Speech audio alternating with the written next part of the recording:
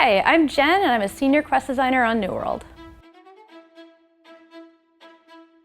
So a quest designer basically creates the context for the world. So we have our art assets, we have our combat system, we have our reward systems, crafting, the way the world flows together. So our job is essentially to bring together all of these elements in a cohesive way. What I love about quest design is you're making something that brings it all together, and then you get to present it as this is the experience to players.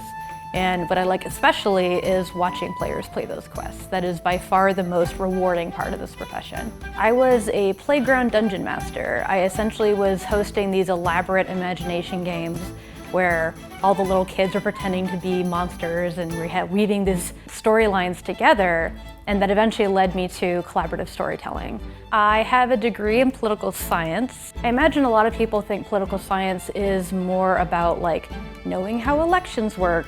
It's actually quite a lot more in understanding the dynamics of power. And political science is also really good for understanding statistics. Having met very many game designers and understanding their paths has led me to believe that there is no one path into game design.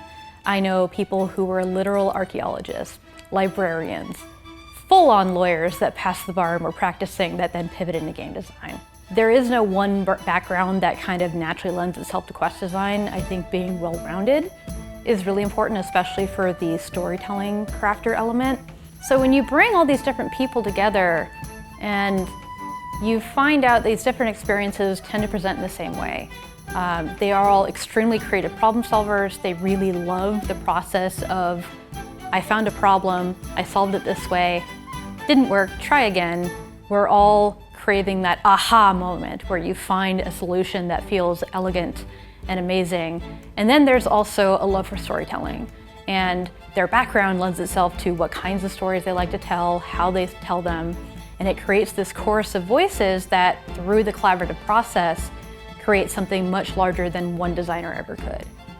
What I find is unique about Amazon is they combine this rigorous sensibility on what qualities of a person and a way they think into creating better products. And I think that lends itself really well to game design because collaboration is extremely important for how games get made and how they feel when they're put together. One of the things that I feel very strongly about that Amazon fully supports is being a visible woman in games. Because I grew up and no one looked at what I was doing on the playground, no one looked at what I was doing playing games and creating these storytelling experiences. No one looked at me and said, you can be a game designer. I want to make sure that we are welcoming and inclusive to all walks of life because that only makes games better. One of the best moments I ever had at Amazon was the moment that our fledgling team and other disciplines finally found the moment where we got to sing together. So it was a quest in Everfall where we essentially made a puzzle inside a building. There was no example of this outside of expeditions that we could necessarily copy and paste from. So all this was custom, the art was custom, all the storytelling elements were custom, and it came together in this thing that felt very new and different for New World, and it kind of set the tone for, oh, we can do more of this later on.